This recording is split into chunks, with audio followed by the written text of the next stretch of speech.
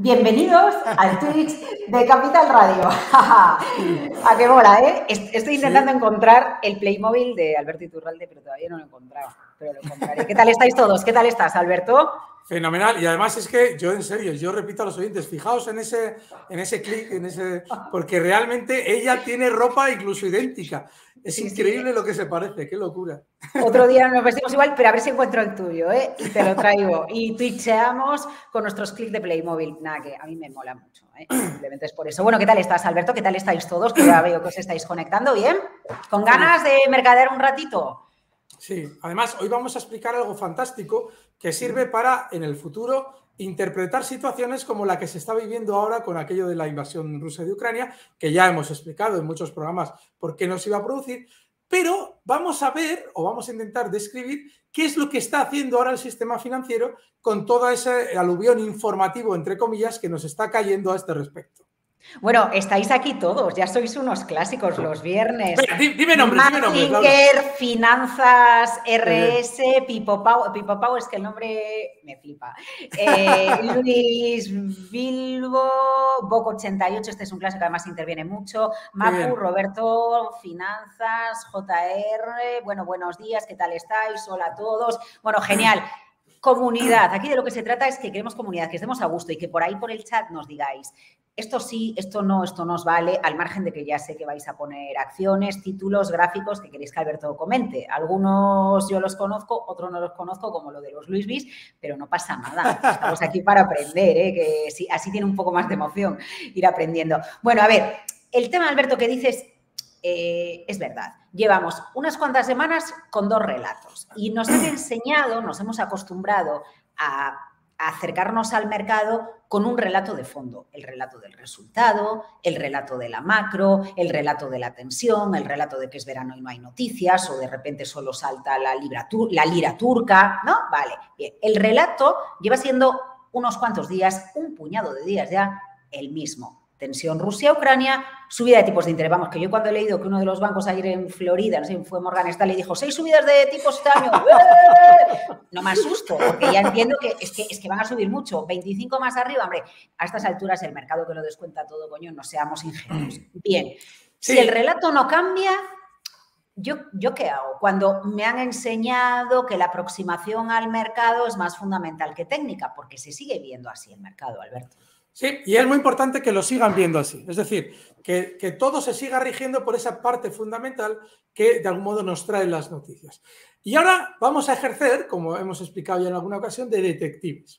Fijaos, vamos a hacer, porque ya veréis cómo con un poquito de picardía vamos probablemente a entender todo lo que nos está queriendo contar el sistema financiero.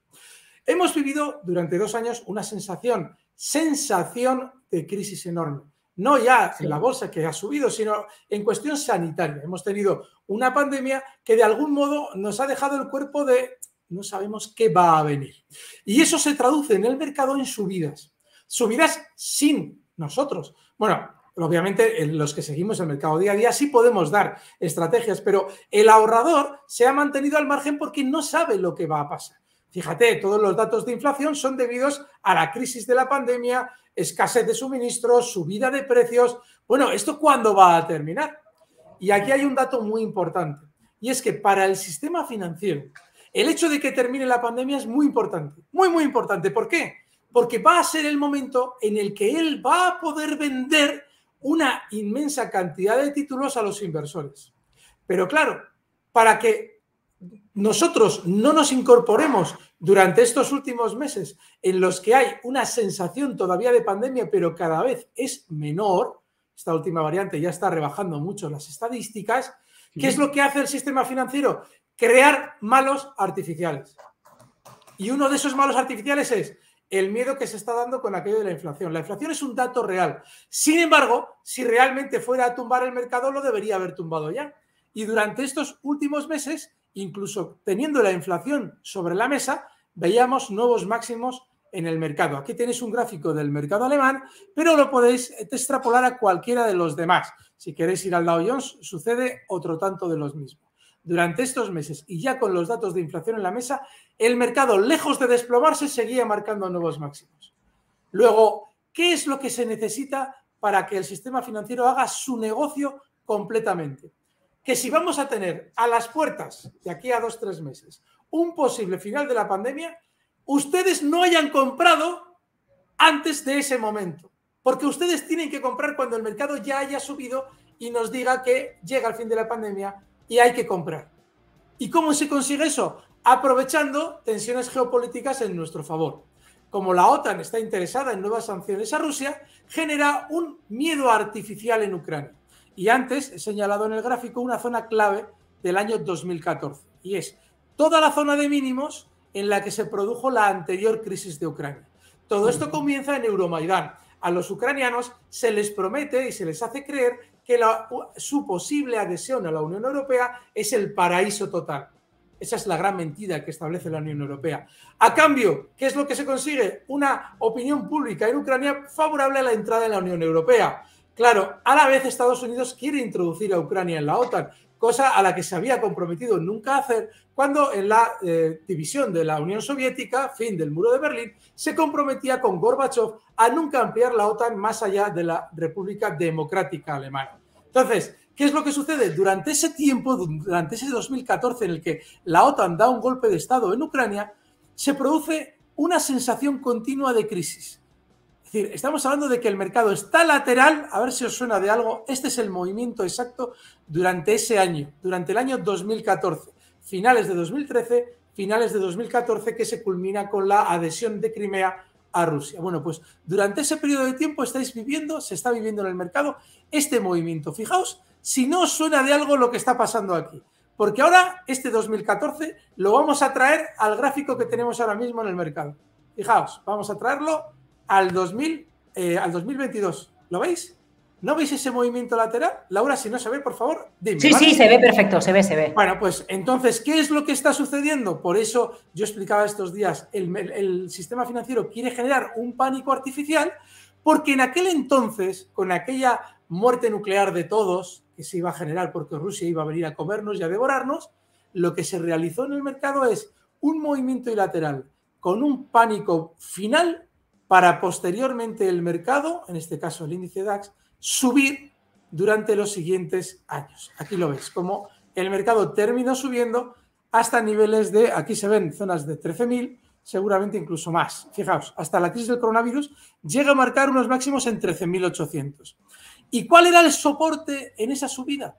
El soporte en esa subida era el punto en el que el sistema financiero, con toda la crisis, había comprado títulos. Es decir, el nivel, fijaos, el nivel, aquí se ve 8.800. Toda esta zona es un soporte que ha marcado el índice DAX como mínimo durante esos meses. Ahí figura el último mínimo y cuando tiene que recortar el DAX, si os fijáis, frena justo en esa zona.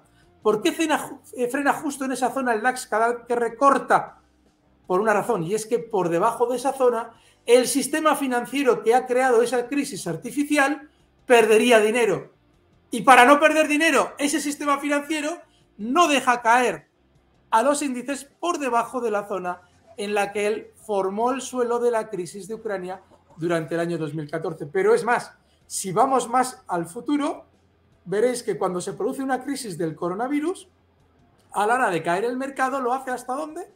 Pues justo, voy a quitar este medidor, justo hasta la zona donde se había el sistema financiero apostado comprador, generando un pánico artificial con la crisis de Ucrania. Es decir, la zona 8.800, que casualmente sirve de mínimos durante la crisis del coronavirus para generar el siguiente mercado alcista que hemos vivido durante estos 2 años, con la incertidumbre de todo lo que sucede en la economía debido a la pandemia. Así es que mucho ojo, porque ahora podríamos estar viviendo una situación muy similar. Se genera un pánico artificial aderezado con los datos de inflación, con las subidas de tipos a las que Laura hacía referencia, para, una vez que hemos generado el suficiente pánico, recordad que en el caso de Ucrania 2014 se alargó innecesariamente, ahora ya veis cómo Ucrania ha retirado sus tropas de las maniobras que estaba realizando y, sin embargo, Reuters, Bloomberg, todas las agencias nos bombardean con teórica información diciéndonos que que no, que Rusia no se ha retirado, que en cualquier momento va a atacar, duerme con cuidado porque igual aparecen por la puerta de tu casa. Es decir, toda la propaganda de corte Guerra Fría, comunismo, que interesa para que ustedes no vean el mercado si rebota. Claro, ahora dirá alguien, bueno, pero ¿qué va a pasar de manera inmediata? Seguramente, como ya nos están diciendo que quieren mantener todavía esa mentira funcionando, lo que más probablemente veamos durante las próximas semanas es un cierto tono negativo lateral para realizar movimientos muy similares a los que se hicieron en el año 2014, voy a ver si llevo el gráfico, hasta el 2014, con aquella sensación de guerra, falsa guerra, en Ucrania. 2014 está, a ver si lo cazo, aquí.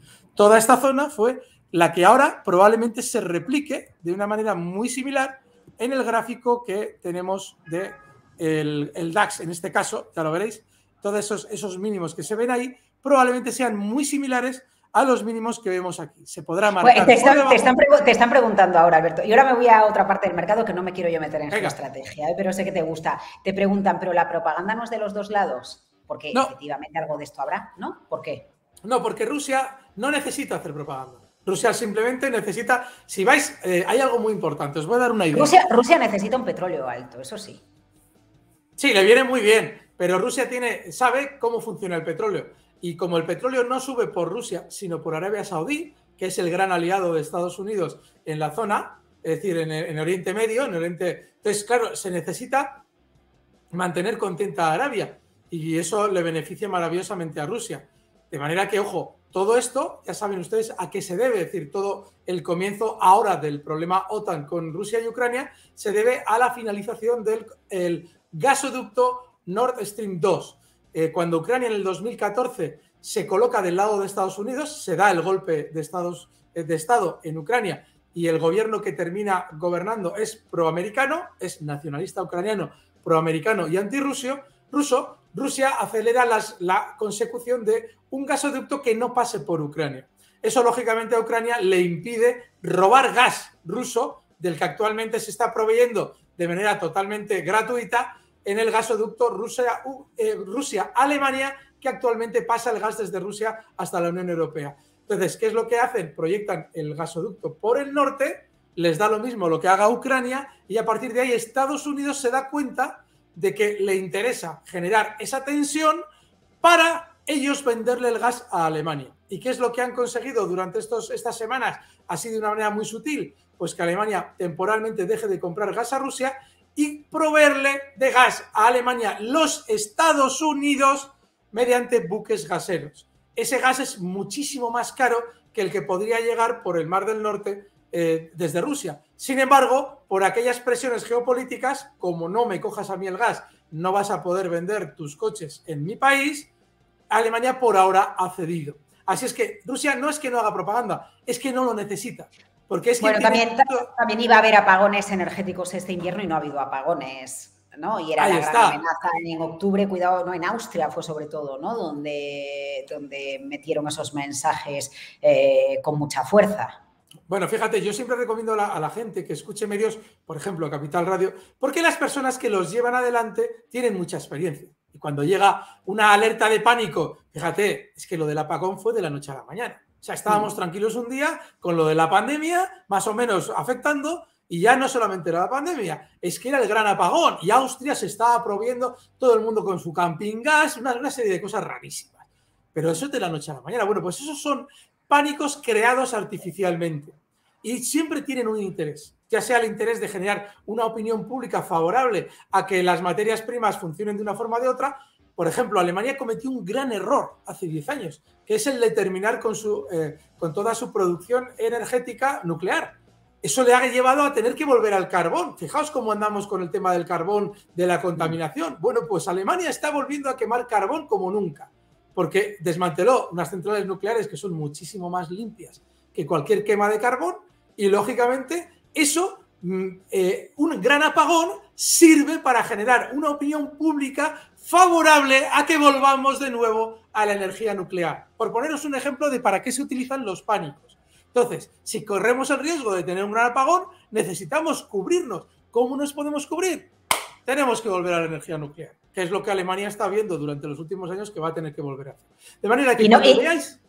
Sí, perdona. No, te iba a decir, y no con velas, como está diciendo Finanzas, para que ya se había comprado las velas por si acaso. Que sí, No os creáis que esos pánicos, no os los creáis. Cuando veáis una noticia, por ejemplo, lo de Evergrande que sucedía en octubre. En octubre, de repente, el mercado recorta y parece que nuestra vida depende de una empresa de la que nunca habíamos oído hablar. Bueno, pues cuando veáis eso, intentad deducir qué realmente puede haber detrás, porque siempre hay un espabilado y un listo que intentan hacer negocio con esa información que ellos mismos a veces han hecho llegar al mercado.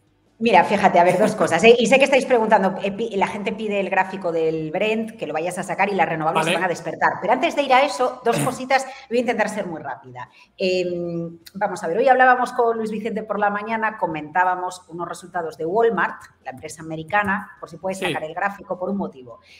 Han sido récord en la temporada de Navidad, ¿no? Y un analista explicaba, es que Walmart se beneficia de tres cosas, de que haya inflación, de que haya pánico y de que haya guerra. Porque cuando se dan esos tres ingredientes, nos pasó con el papel higiénico cuando vino el COVID, ¿qué hacemos?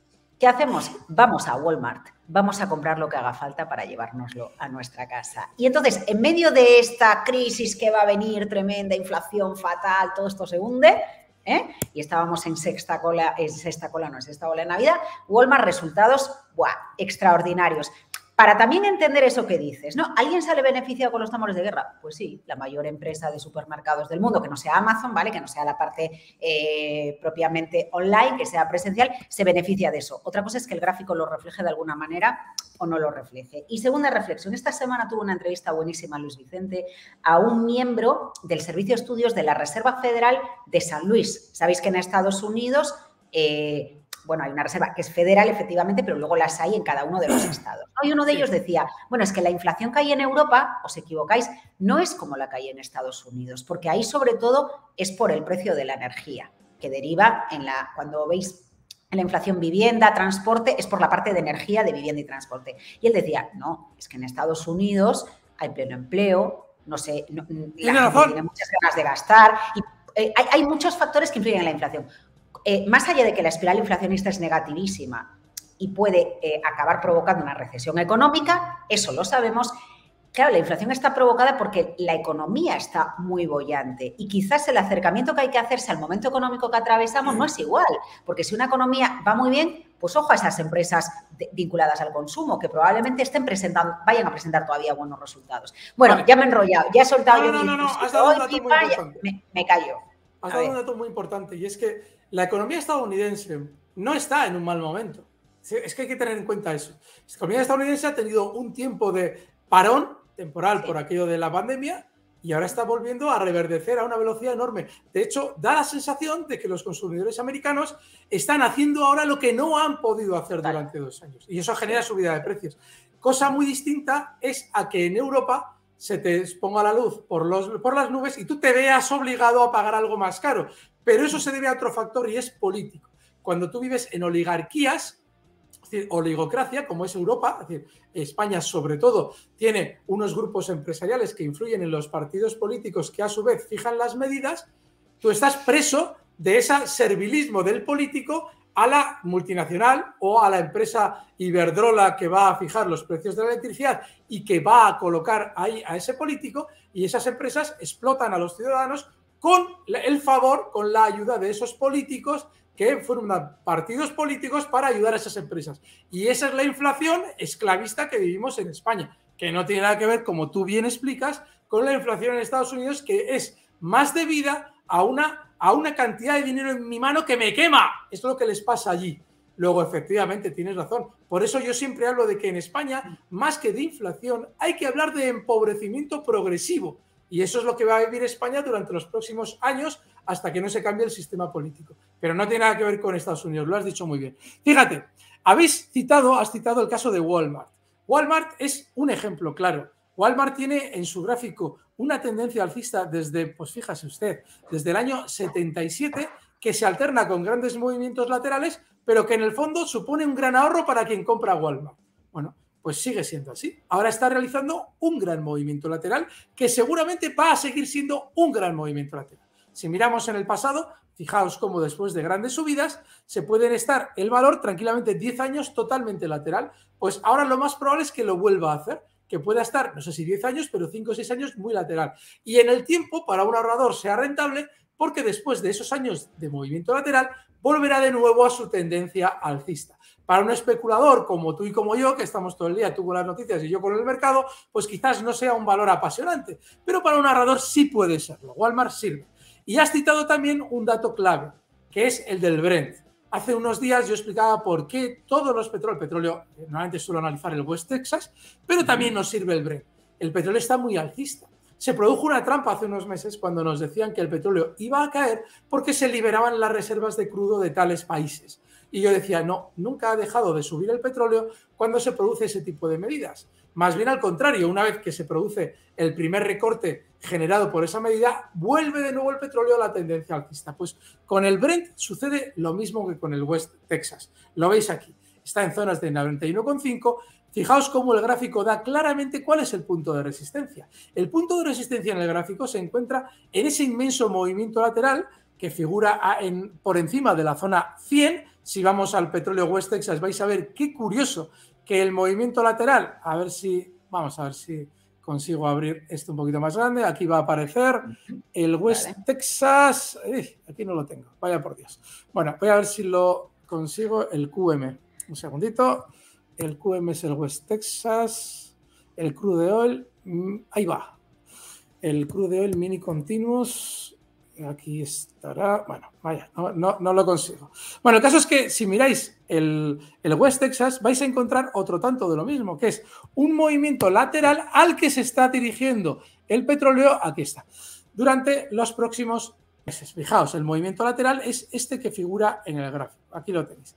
Este gran movimiento lateral es el que va a ir frenando durante los próximos meses muy cerca de la zona 100, probablemente $99, la subida del West Texas en este caso. Y el Brent, otro tanto de lo mismo, con lo cual todavía le queda subida. Pero fijaos cómo hace cosa de unos meses, Laura y yo explicábamos algo muy importante en torno a otro activo que era que se podía intentar durante los próximos meses aprovechar como, entre comillas, activo refugio.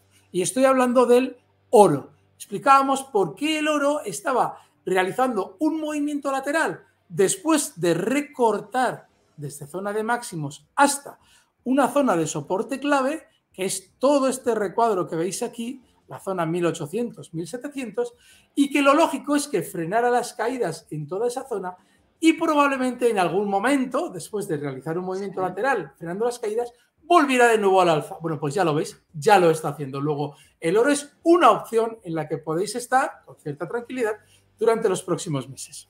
Bueno, pregunta por aquí el personal por el tema de las renovables. Si algo mejora en sus gráficos o ni tocar. Bueno, el problema de las renovables lo hemos explicado también en muchas ocasiones. Y es que tiene que ver sobre todo, voy a abrir el gráfico de Gamesa que durante estos días ha generado muchísima controversia. Sobre todo el problema lo tenemos con el gran sentimiento positivo que tuvo en su momento. Y esos sentimientos se tienen que absorber. Fijaos, vamos a ver. Tenemos los mínimos del coronavirus, justo en zonas, en el caso de Siemens, de 11 euros. En menos de un año, desde esos 11 euros, el valor sube hasta niveles casi de 40.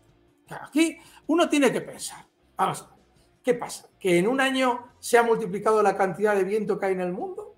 ¿Y Gamesa va a aprovechar y sube porque hay 4 veces más viento y va a producir 4 veces más energía? ¿Qué sentido tiene una subida de un valor que está dando energía de un 400% en menos de un año? Eso es un burbujón, que es lo que yo denunciaba en los consultorios con Luis. Bueno, pues ¿qué es lo que está pasando ahora? Ahora tiene que pasar todo lo contrario. Si hemos vivido que durante un año hemos estado consultorio sí y consultorio también teniendo que analizar Gamesa por qué subía, ahora tenemos que generar un sentimiento negativo para que esos núcleos duros, en este caso de Gamesa, que han vendido inmensas cantidades de títulos por encima de 35, recompren todos esos títulos durante tiempo por debajo de zonas de 20. Por eso durante estos días se ve que quitan a tal consejero delegado, que si los resultados son peores de lo que esperábamos. Fijaos, cuando hay unos resultados peores de lo que esperábamos, hay una doble mentira, porque en realidad la compañía había dado una expectativa de resultados, pero la había dado probablemente mucho más por encima de lo que iban a ser, porque estaba interesada en el momento de publicar resultados que esos resultados generasen un sentimiento negativo. Tener mucho cuidado con lo que publican las empresas, porque no solamente el problema está en el resultado, que puede que no te estén mintiendo. Donde te habían mentido era 3 meses antes, cuando te decían que tenían una expectativa de beneficio que luego se ha visto frustrada. ¿Y dónde se demuestra que hay un engaño en ese proceso de expectativa y resultado? Pues que ellos saben, mientras hacen los numeritos, y los están haciendo muchas veces en tiempo real, cuál va a ser el resultado que vamos a publicar dentro de una semana. Sin embargo, no te dicen nada. Caen y ya el día de la presentación de resultados te dicen: ¡qué casualidad! Fíjate qué sorpresa. Si no hemos ganado lo que esperábamos. Pero no seas mentiroso. Si lo llevas viendo durante los 3 últimos meses, desde que dijiste que ibas a publicar o tenías una expectativa de beneficio, si tú has ido viendo que no vas a ganar eso, no te presentes hoy delante de la prensa económica a decir: ¡anda, qué casualidad si no hemos ganado tanto! Una cosa, que Iturralde habla de cripto, no sé por qué estáis preguntando por ahí que a ver cómo se defiende las cripto, porque él sí que ha hablado de cripto. Os recuerdo, hoy 10 de la noche hay un programa de mi compañero Sergio en Twitch con una tertulia sobre cripto, pero alguien pregunta por aquí y sí, vamos, ningún problema, Albert. Yo siempre que te he preguntado por cripto, me encanta. Para nada, ¿no? Que un segundo, y de las cripto no vais a hablar un día, ¿no funcionan vuestros relatos con ellas? Sí, funcionan nuestros relatos. De hecho, fíjate si funcionan los mismos relatos que a la hora de entrar. A ver si consigo el mercado, el BLX, tengo que irme a otra. A ver, el 003 BLX, que es el Bitcoin. Y BLX, a ver si está correcto. Y aparece. Vamos a ver si tenemos encima del dash, lo vamos a colocar. Y aparece, aquí está, el Bitcoin. Fijaos, los criptoactivos, durante los años en los que se fue formando la gran subida del Bitcoin, se justificaron su existencia y su gran subida con un pretendido valor de refugio y una pretendida forma de cambio en el futuro. Claro, yo siempre he explicado que es imposible que una moneda se establezca como hegemónica si no tiene un Estado detrás. Sucede con el dólar en la Reserva Federal, a nivel global en la transmisión de materias primas, y sucede con el euro en la zona euro, con el Banco Central, que está formado por los bancos centrales de todos los estados miembros del euro. Entonces, eso implica necesariamente que una emisión de moneda descentralizada esté condenada en el tiempo a no servir como moneda de cambio. ¿Eso significa que el Bitcoin deba valer cero? Su valor intrínseco, obviamente, si atendemos a esa pretendida naturaleza de cambio, es cero. Si atendemos a su valor como reserva de valor, cuando estamos hablando de un activo que se puede depreciar un 50% en 2 meses, también es muy bajo. Luego, ¿por qué el Bitcoin no vale cero y está cotizando? Ahí tenéis la caída, la última caída del Bitcoin. Y está cotizando en 40.824 ahora mismo. Porque es un elemento especulativo. En realidad, todas las personas que están dentro del Bitcoin, una parte de ellas están como ahorradores pensando que algún día será un medio de cambio válido y que puede ser un medio de reserva de valor, es decir, como el oro, yo compro aquí, me olvido y en el tiempo está más arriba. Hay que recordar que las personas que entraron en el Bitcoin en su momento con esa vocación tienen una vocación tremendamente noble, porque en realidad están denunciando la pérdida de valor adquisitivo de una moneda que no tiene tipo de interés positivo o que se está emitiendo de manera masiva, lo cual obviamente también influye en el tipo de interés, y es normal que las personas que han entrado en el Bitcoin en su día realmente tengan esa ilusión de que realmente la moneda que ellos tienen sirva para algo. Sin embargo, repito, donde no está el Estado apoyando, normalmente no hay algo que en el tiempo vaya a ser válido para. Pero sí está siendo válido para la especulación. Luego, ¿cuál es el criterio que tú tienes que utilizar a la hora de comprar y vender bitcoins? Pues, por ejemplo, cada vez que veas una noticia muy negativa, hace unos meses que Rusia prohibía el trasiego con bitcoins, lo más normal es que se produzca una salida masiva de esos especuladores. Luego tú, que eres muy pillo y te das cuenta de que hay un gran sentimiento negativo en ese activo, entras comprador y cuando haya rebotado y te digan que no, espera, que Rusia no es que no quiera dejar invertir en bitcoins, es que va a restringir tal cosa. Entonces dices, bueno, pues ahora lo vendo porque lo más normal es que para ese entonces ya haya rebotado algo. Lo que tú no puedes estar en el Bitcoin con esa vocación religiosa de esto es el futuro, esto es tal. No, lo que es el futuro es la moneda digital emitida por los estados, que no tiene nada que ver con el Bitcoin, porque es emitida por los estados y que va a servir para todo lo contrario para lo que servía el Bitcoin. Es decir, la moneda digital emitida por los estados va a servir para controlar a los ciudadanos, no para que los ciudadanos escapen del control del Estado, como en teoría hubiera servido el Bitcoin si no estuviera ya totalmente fiscalizado en las plataformas de criptoactivos, en el trasiego de monedas. Hoy en día ya cada vez se controla más las transacciones, es decir, esa vocación inicial del Bitcoin, que era la de escapar del control del Estado, ya no es así. Con lo cual solo queda lo desnudo. Y lo desnudo es la función especulativa. Bueno, es que esto da para que le dediquemos un programa, nos vamos un poco del análisis técnico, pero al final vivimos en un sistema de confianza. Si dejáramos de confiar en todos los papelitos que fabrican los bancos centrales, pues esto se nos caía en pedazos, ¿no? Pero fíjate... Lo único que ha mantenido el valor con el tiempo y que perdura y que no se rompe y que cambia de estado es el oro. Pero nosotros, bueno, pues creamos un sistema donde decimos, bueno, pues creemos, yo confío en que estos billetitos tienen valor, pero no está respaldado realmente por eso. No sé si habéis visto La Casa de Papel, pero el final que le ponen a la serie tiene sentido, ¿no? Es al final, da igual que los lingotes sean de verdad o de mentira, spoiler aparte, pues supongo que la habéis visto. La clave es que nosotros nos lo creamos, ¿no? Y así vivimos en el mundo. Y luego ya entramos en el sistema, lo que queráis, pero esa es la realidad y todos entramos en el juego y todos aceptamos el juego. Y fijaos que en realidad el dinero es una convención. Es decir, lo acaba de decir Laura, tenemos la fe de que este billete realmente tiene este poder adquisitivo. Por eso el Estado puede eliminar cualquier competencia, si quiere. No lo ha hecho porque no lo necesita. Como sabe que los criptoactivos no van a ser nunca un enemigo, no los ha eliminado. Pero si lo fueran, los eliminaría. Por eso quedan las convenciones. Convención es aquello en lo que todos estamos de acuerdo. Lo ha descrito Laura con el dinero fiat, pero ha citado el caso del oro. Todos estábamos de acuerdo en que el oro tiene ese valor. No sabemos si lo tiene o no, porque realmente no podemos comer oro. Si estuviéramos en el desierto del Sáhara sin agua y necesitáramos sobrevivir, cambiaríamos todo el oro del mundo por una botella de agua. Eso sí tendría valor. Sí, claro. Efectivamente. ¿Sabes de dónde viene la expresión esa de perdí hasta el último botón, ¿no? Eso viene de los generales con la ropa del ejército, ¿no? Cuando iban por la guerra, claro. Los botones eran de oro y lo que hacían de alguna manera era llevar dinero insertado en su ropa, ¿no? Por si, bueno, se iban de casa y en algún momento necesitaban algo. Oye, me queda una duda. La próxima semana seguimos con títulos y todo esto, ¿eh? Pero por una cosa que me pasó esta semana, yo te quería preguntar, a ver, para que una empresa yo creo que no estoy hablando tanto de las americanas porque allí el volumen es muy grande, ¿no? Allí va todo a lo grande. Pero en un mercado como el nuestro, que es más chiquitito, para que una empresa esté en un selectivo como es el IBEX 35, necesita varios criterios. Uno de esos criterios es el volumen, ¿no? ¿Qué hace una empresa? ¿Qué hace un núcleo duro para conseguir que un título genere volumen? Porque para eso hay que mover. Voy ahí.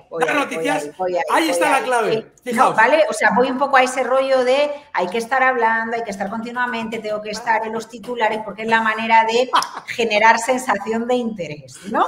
Y este tema, llevo toda la semana pensando en este tema y sí que me gustaría que nos dejes para acabar algún comentario, Alberto. A ver. Fijaos.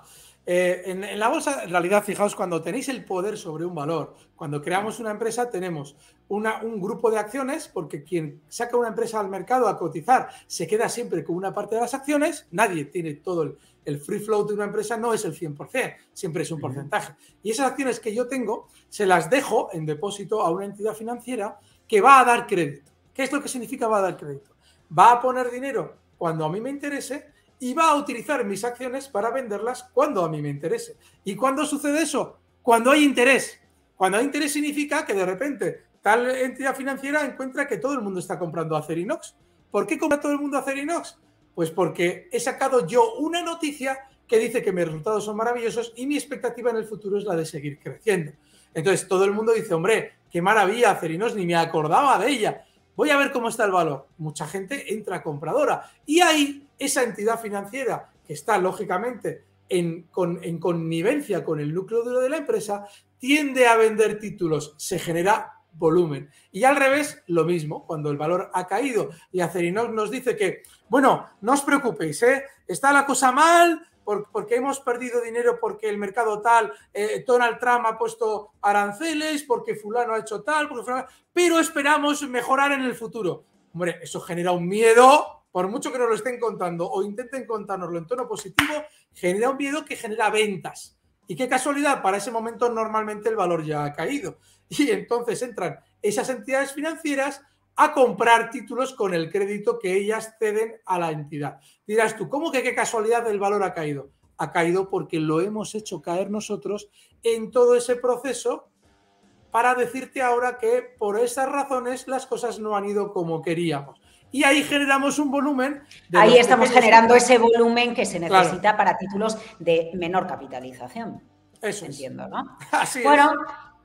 Oye, qué repasito le hemos metido. Hoy hemos hablado menos de títulos concretos, pero para la próxima semana nos los ponéis ahí los que queráis. Bueno, ya sabéis, empezamos a las 10, nos los ponéis la próxima. Hace mucho que no hablamos de Telefónica.